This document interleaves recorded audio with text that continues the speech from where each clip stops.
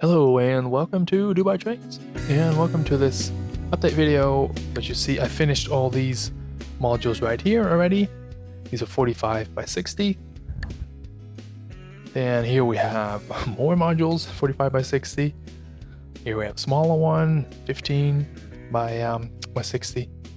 And this is basically the station that I'm working on right now. By station, I mean this benchwork right here, or this cabinet, because you need a very flat surface to get everything done. And I don't want to be crawling on the floor anymore. And the process is quite straightforward. I just get one of these top sheets. In this case, it's a 45 by 30. And then I glue the initial bracing on the inside, and I set that to dry, and I do it in batches.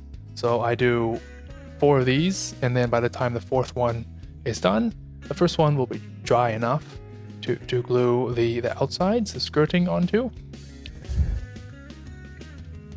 And that would just go something like that. And then it's just repeat and continue. And it's a great system because you don't need clamps to do this. Everything fits so tight. So what I just do is I just get this painter's tape, and I just apply it with quite some pressure. And then that holds it together. Now we have another workstation down here, because these are all the legs. And I've already put all the feet on the legs. There's just all these adjustable types. So you can just, I think they have about 2 centimeters of adjustable thread in there. So that's plenty some. And that's the feet side. But on the other side, we need to fix it to the modules. So Chris came up with this kind of construction.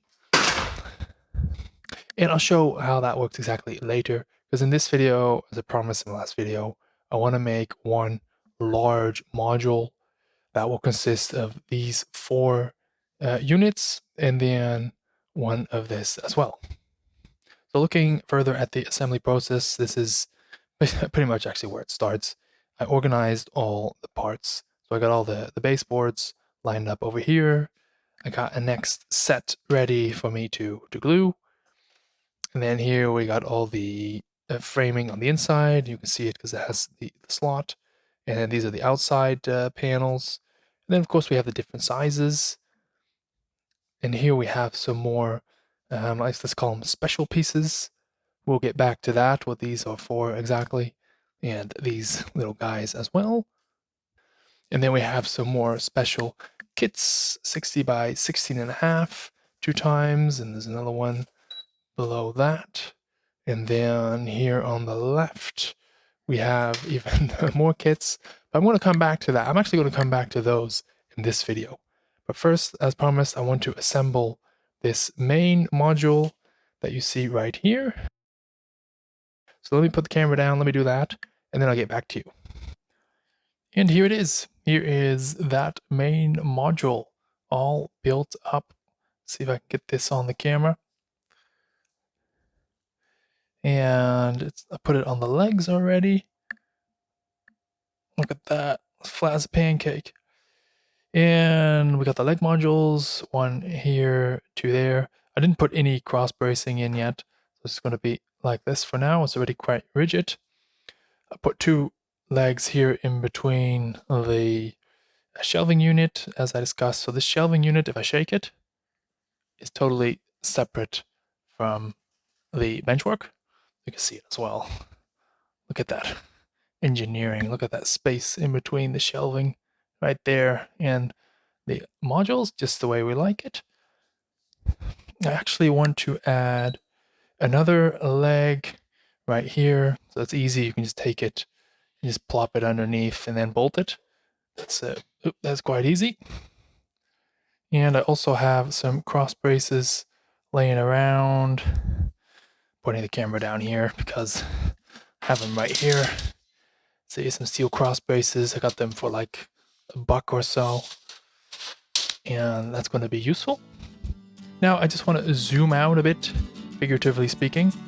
We got a question from Carl and Kevin on the channel. And it's like, okay, what are we actually doing here? what is this material, what are you using, and where'd you get it? And this is a system from ABL Modelworks.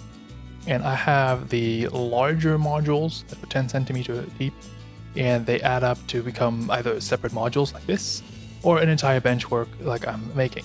It also has, I think, more shallow modules that you can use for diorama, probably showing a B-roll of that right now, and that's great.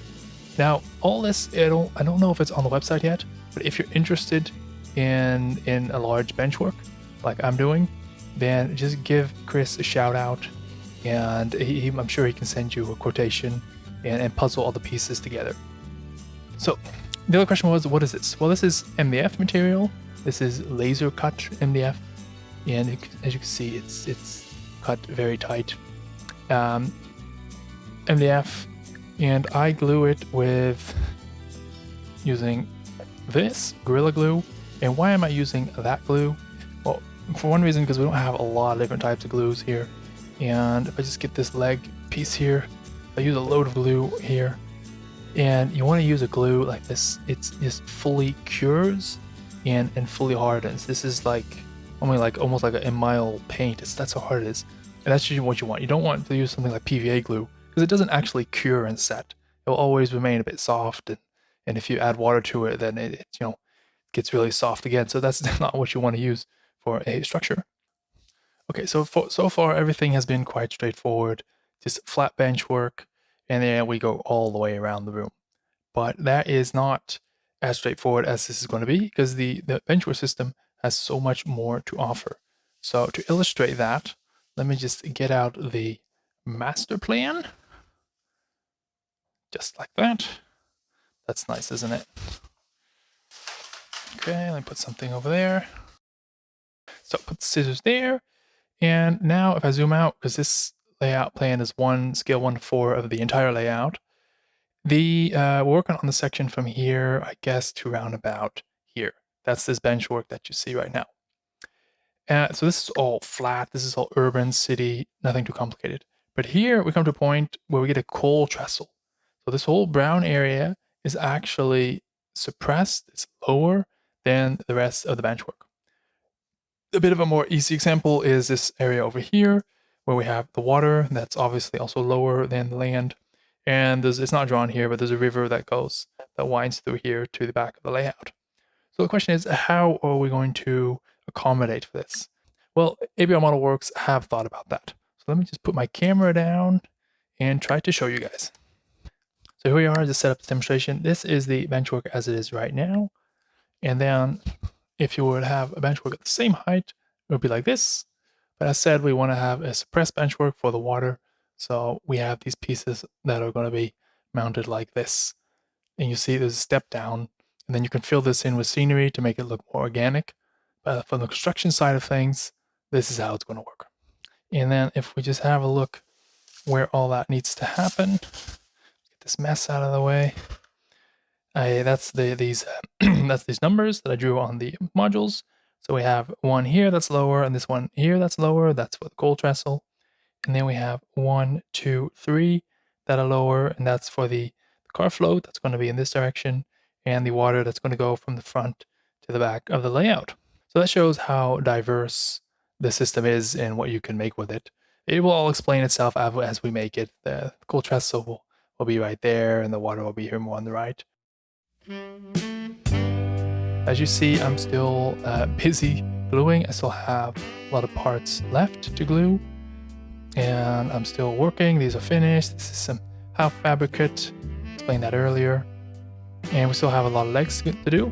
So I'm going to get you guys all out of the room and say thank you for watching. And that's all for today. Looking to support the model railroading community? Check out the Dubai Trains Patreon page to find out how you can contribute.